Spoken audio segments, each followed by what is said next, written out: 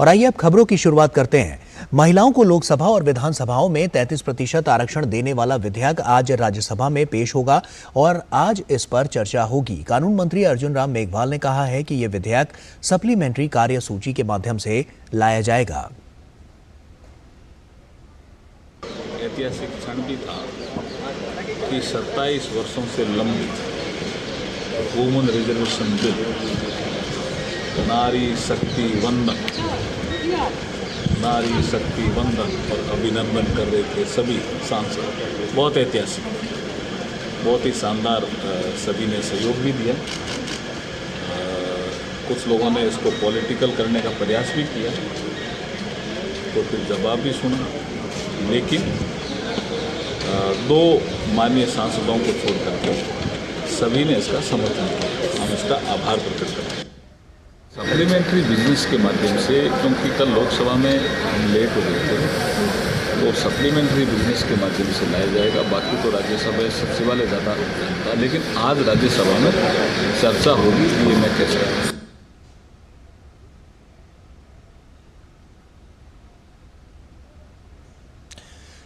तो नारी शक्ति वंदन विधेयक जो कि लोकसभा से पारित हो चुका है और उसके बाद अब राज्यसभा की बारी है, तो ऐसे में 27 साल से ये विधेयक लंबित पड़ा था और उसके बाद अब मोदी सरकार ने अपनी प्रतिबद्धता को जताते हुए और साफ तौर पर मोदी सरकार के इस कदम से एक ऐतिहासिक फैसला, एक ऐतिहासिक निर्णय लिया गया और साफ तौर पर अगर हम देखें तो कल का दिन इतिहास के पन्नों में दर्ज हो गया। ऐसे में महिलाओं को जो 33% आरक्षित यहाँ पर किया गया है, वो कहीं ना कहीं जो राजनीतिक है, उसकी राजनीतिक जो समीकरण है उसकी दिशा और दशा को बदलता हुआ नजर आएगा। तो कल लोकसभा में जिस तरह से इस बिल को पास किया गया, तो ऐसे में पक्ष में 454 और विरोध में 2 वोट इसमें पड़े थे और तकरीबन 2/3 जो बहुमत है वो इसने हासिल किया। तो कहीं ना कहीं ये काफ़ी महत्वपूर्ण पूरा क्षण हो गया और उसके बाद इतिहास के पन्नों में कल का ये दिन दर्ज कर दिया गया।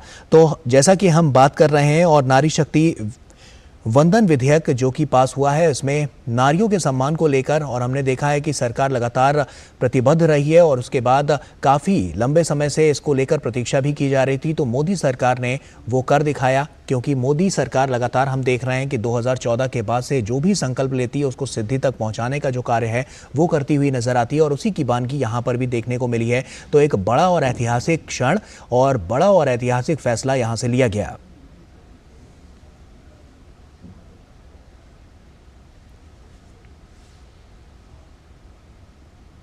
और वहीं इससे पहले कल रात लोकसभा में महिला आरक्षण बिल 2/3 बहुमत से पारित हो गया।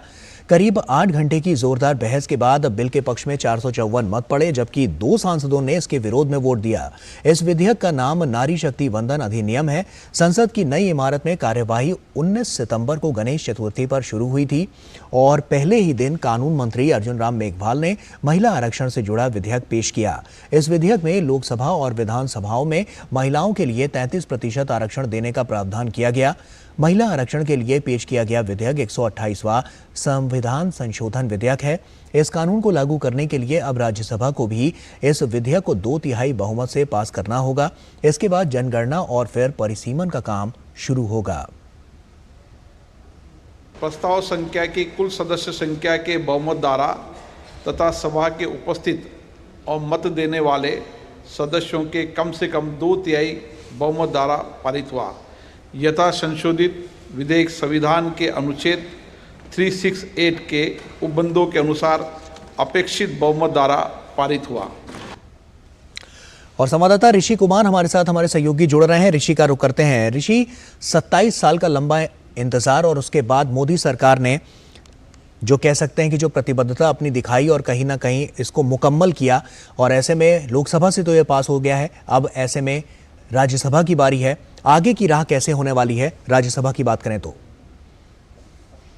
देखिए गौरव, जहाँ तक राज्यसभा की बात करें तो हम जानते हैं कि राज्यसभा में अब ये विधेयक आएगा और अभी जो कानून मंत्री ने हम लोगों को जानकारी दी उसके बाद अब ये स्पष्ट है कि एक अनुपूरक सूची के माध्यम से इस विधेयक को सूचीबद्ध किया जाएगा। हालांकि सुबह इसको सूचीबद्ध इसलिए नहीं किया गया था क्योंकि कल विधेयक देर रात तक पारित हो पाया और जिस वजह से इसको प्रक्रियागत करने में जो समय इसका अपेक्षित होता है उसको पूरा करने के बाद इसको और इसकी कॉपी, बिल की कॉपी जो है जो सदस्य होते हैं सदन के उनको देने के बाद इसको अनुपूरक सूची के माध्यम से, सप्लीमेंट्री लिस्ट के माध्यम से इसको सूचीबद्ध किया जाएगा और आज इस पर चर्चा शुरू हो जाएगी।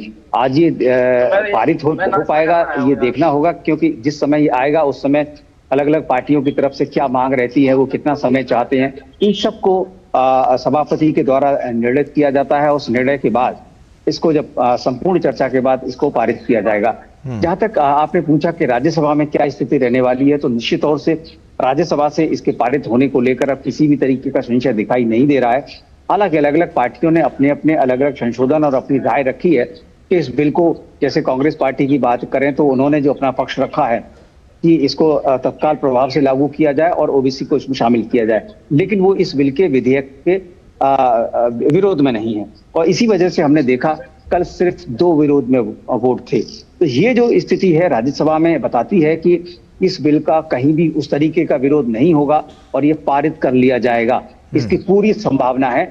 लेकिन अंततोगत्वा जब तक बिल पारित नहीं होता है तब तक हम कह नहीं सकते कि जो विधेयक है वो संसद से पारित हुआ। और यही हमारी संसदीय परंपराएं हैं, ये हमारी गरिमा है।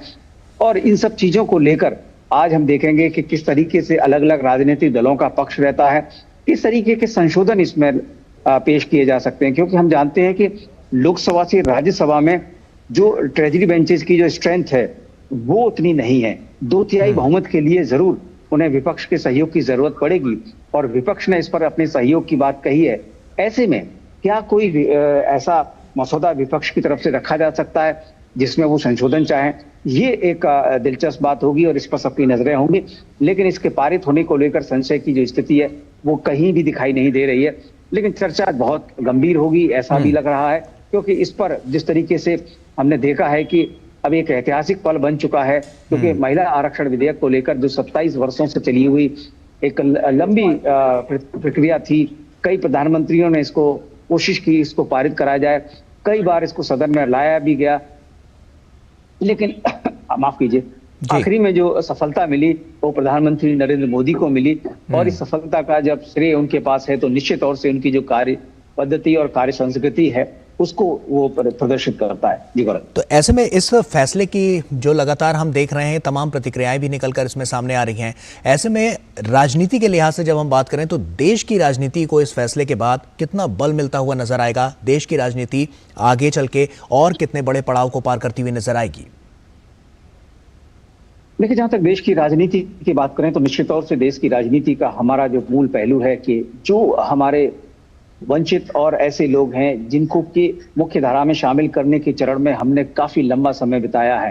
राजनीति में भी ये प्रक्रिया लगातार चलती रही है और महिलाओं की जो भागीदारी है, जो हमारी आधी आबादी की जो भागीदारी है वो निश्चित तौर से राजनीति में रही है। हम सुबह भी बात कर रहे थे, हमने प्रधानमंत्री भी देखे, हमने राष्ट्रपति भी देखे हैं और हर अहम पद पर महिलाओं ने अपनी जो काबिलियत है वो साबित की है। लेकिन जिस तरीके से एक आम जनमानस में एक जरूरत होती है कि एक आम चलन की प्रक्रिया में एक आम व्यक्ति के तौर पर जब उनको भागीदारी में सफलता मिलने लगे तब हम ये कह पाएंगे कि ये जो हमारी प्रक्रिया है, जो लोकतांत्रिक प्रक्रिया है, वो राजनीतिक रूप से कितनी मजबूत हुई है। और इसी मजबूती को और ज्यादा मजबूत करने के लिए, उसको बल देने के लिए हमें इस आरक्षण की जरूरत हुई है। और इस आरक्षण के माध्यम से जब हम 33% सीटों को सुनिश्चित कर देंगे कि वो महिलाओं के द्वारा ही जनप्रतिनिधित्व उनको मिलेगा, तो वो कहीं ना कहीं उसका जो प्रतिध्वनि है वो कानून बनने की प्रक्रिया में, उसकी प्रतिध्वनि है मुद्दों के रूप में। और ये कहीं ना कहीं एक बहुत बड़ा जो अवसर होगा कि हम कैसे जो हमारे जेंडर इनइक्वालिटी है उसको इक्वालिटी की ओर ले जाएंगे और एक आदर्श स्थिति को स्थापित कर पाएंगे। राजनीतिक रूप से कम ये कर पाएंगे, क्योंकि आर्थिक रूप से उसको करने में अभी वक्त है। लेकिन सबसे पहली जो प्रक्रिया होती है लोकतांत्रिक तरीकों में वो राजनीतिक प्रक्रिया ही होती है, क्योंकि यही हमारे हाथ में पहला अस्त्र होता है जिसके माध्यम से हम बदलाव की ओर तेजी से बढ़ सकते हैं। और ये बदलाव अगर सफल होता है तो निश्चित तौर से ये पूरी आबादी के लिए, आधी आबादी की एक बहुत बड़ी उपयोगिता होगी, बहुत बड़ा योगदान होगा।